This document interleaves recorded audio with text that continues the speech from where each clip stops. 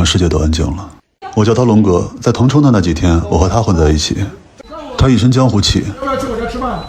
来，这酒，你自己来，你自己来。偶尔还会把我扔在路边，自己去买彩票。万一我哪天中大奖了呢？他跟父亲吵架是因为父亲有病不去医院，我妈讲了你听呢。但每次走的时候又会叮嘱母亲保重身体。他还喜欢管闲事儿，路上看到村里人有麻烦，他都要管一管。但他这样的一个人，最自豪的是他曾祖父曾带领乡民打了抗日战争，后来条件好了，就连他的车牌都选了1949。他说都来到他家了，必须带我去看一下桂花寺战役的遗址。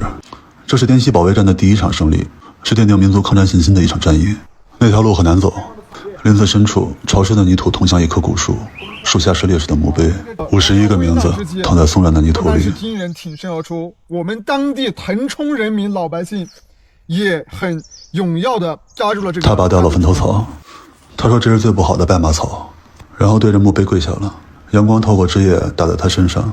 他说80年前我们是打不过侵略者的，那个时候我们能做的就是以命换命。战役的小孩都上，没办法，打了人都没有了。最小的9岁王阿斌就刚了枪上战场。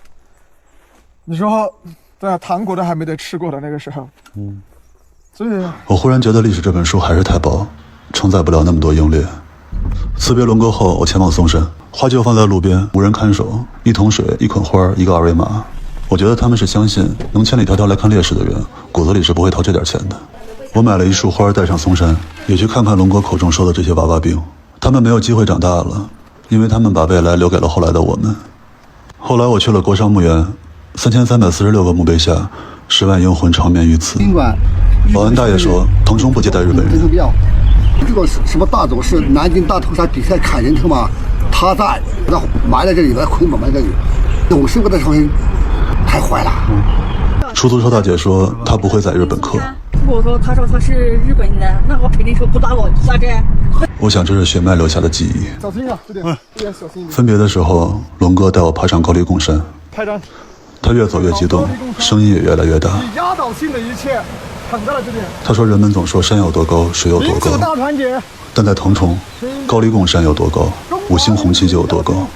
这个山有多高，水有多高，这是在高黎贡山，山有多高，我们的5星红旗就有多高。”风声带走了他的话，却把那股倔强留下了。腾冲人对这片土地的执着是一种辽阔的理解。大爷说，腾冲人骨头硬，他们跪天地，跪父母，跪英灵，但对于侵略者可以站着死，但不会跪着活。战争的伤口会愈合，但在这片土地上从来未曾遗忘。记忆会变老，但信念会一代代年轻。